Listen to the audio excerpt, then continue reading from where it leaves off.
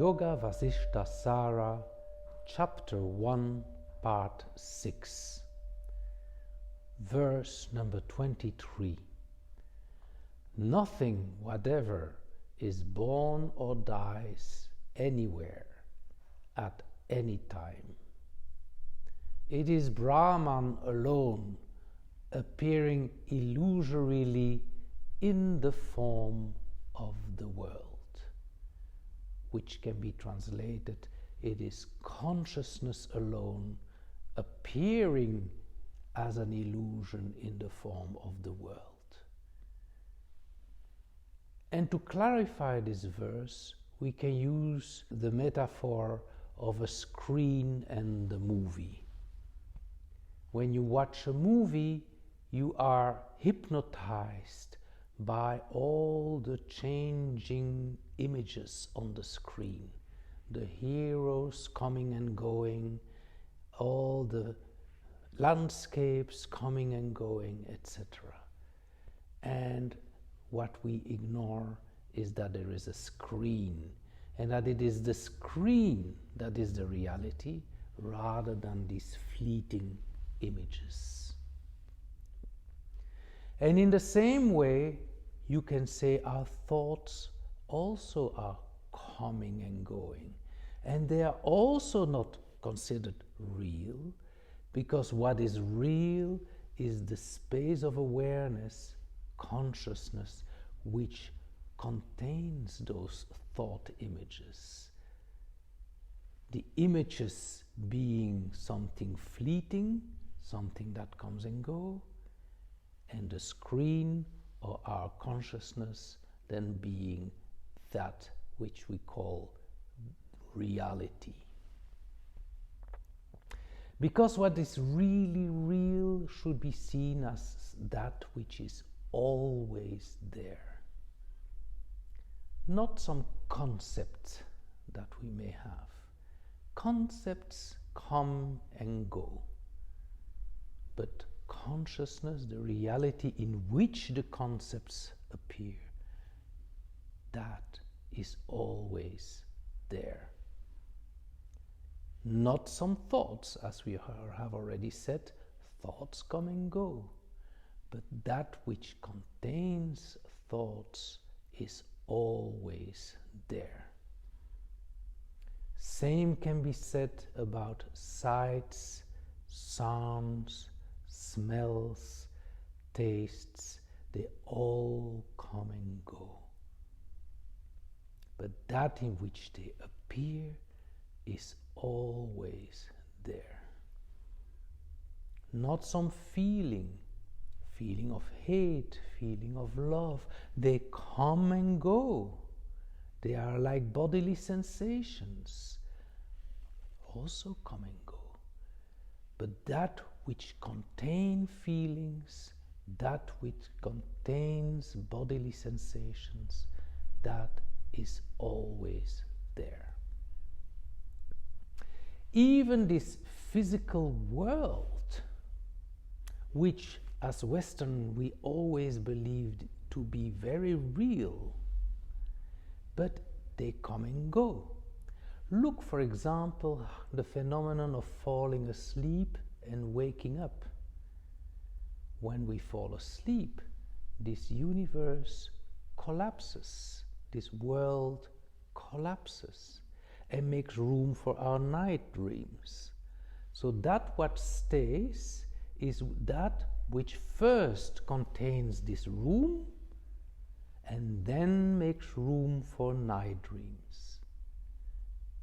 And look at 7 o'clock in the morning when the alarm bell rings, when you wake up. Suddenly night dreams vanish and make room for this world to reappear.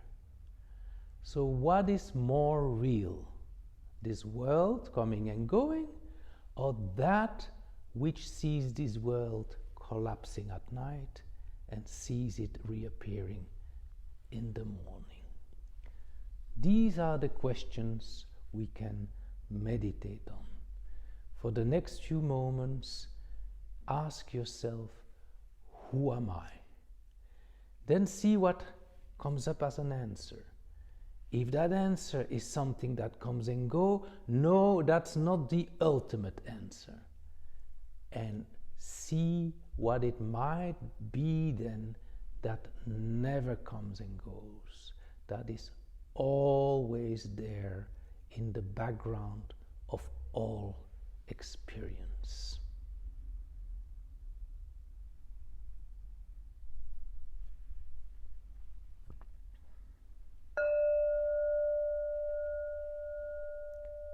Verse number 24. The self is more extensive than space. It is pure, subtle, and auspicious. As such, how could it be born, and how can it die? Here I would like to elaborate a little more about the notion of space. We have physical space. That's the space we see in this room. In physics, we have the X, Y, Z axis. Yeah? But such space is being observed. Such space is not the ultimate. It is observed by something bigger. And this is why it says here the self or consciousness is more extensive than space, because it is aware of the space. Also note that this same awareness is not only aware of this space, but also of sounds, of smells, the world of thoughts, the world of feelings, and all these phenomena come and go in that same consciousness, in that same space of awareness, which is more extensive than the physical space. So over the next few moments, feel like that space. Close, for example, your eyes and open them again a few times. Close, open, close, open. And see that each time the physical space vanishes in you, and when you reopen the eyes, it comes back in you. But that you consciousness does not disappear when you are closing your eyes. You are always there, and you are more extensive than this space in front of you.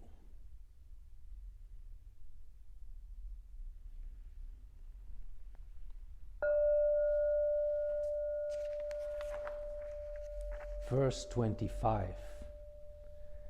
All this is the tranquil one, without beginning, middle, or end, which cannot be said to be existent or non-existent. Know this and be happy. I would like to elaborate in this verse a bit on the notion of time. Every phenomenon which happens in time has a beginning, a middle, and an end. But consciousness, what we truly are, this background screen of all phenomena, does not have a beginning, a middle, and end.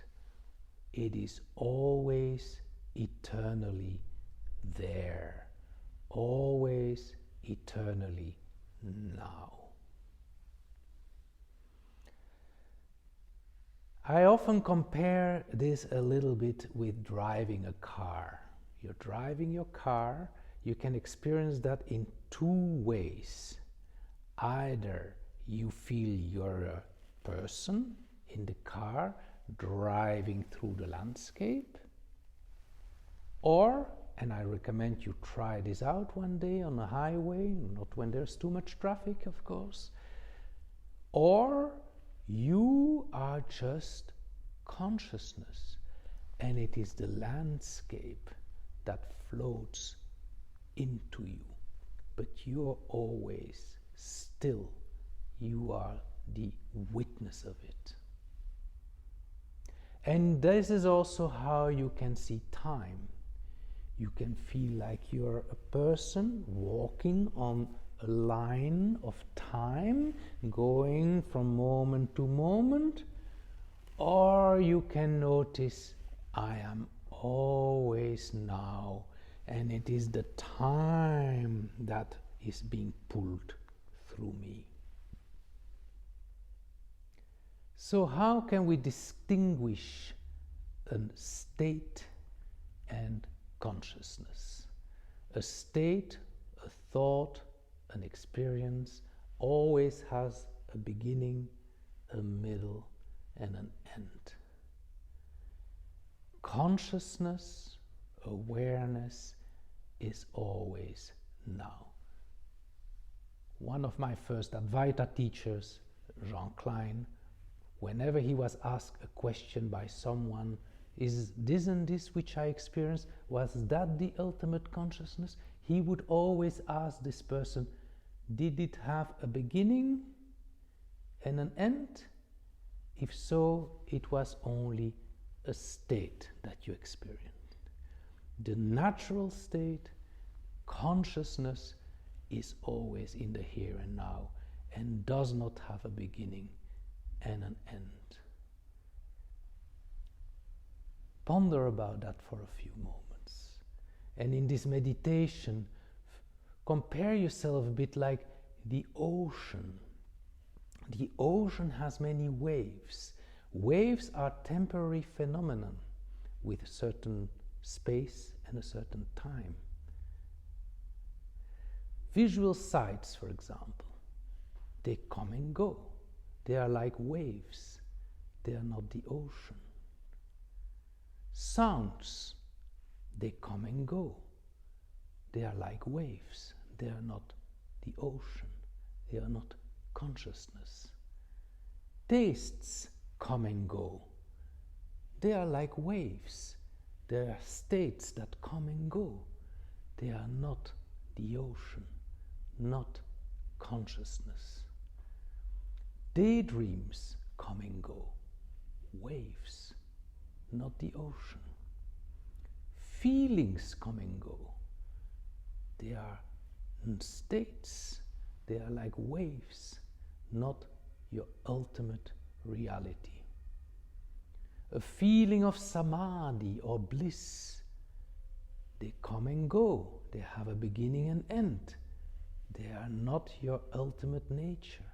They happen in you. You are aware of it. And that which is aware of samadhi may be the ocean. Then ask yourself, what is it that is always now, always there?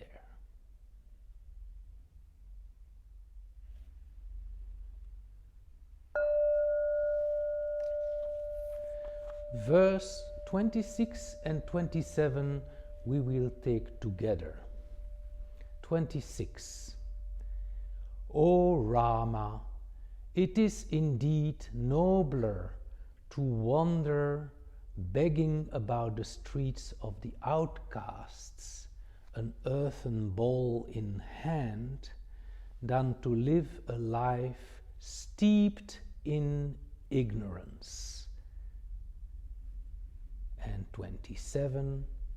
Neither disease, nor poison, nor adversity, nor any other thing in the world causes more suffering to man than such stupidity engendered in their bodies, meaning engendered in the belief of being a body or being a mind. These two verses really stress that living in ignorance is living without one's center. And then we start searching for happiness everywhere outside of ourselves, like a blind man. And that search triggers unhappiness, triggers suffering. And that suffering is so severe and makes our life so miserable that these verses tells you, well, that is the worst affliction that people experience, the cause of all our suffering. Our belief that this is what needs to be made happy, this thing here, this body here, this mind, ego mind here, that is causing all the suffering.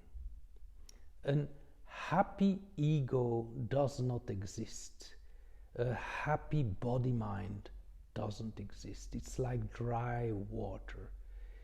Happiness can only be found in that permanent realm that is always there, that is aware of this body mind, that is aware of this ego, which is what you ultimately are. This concludes today's session. It also concludes chapter 1 of this Yoga Vasishtha Sara. I wish to thank you and hope to see you again.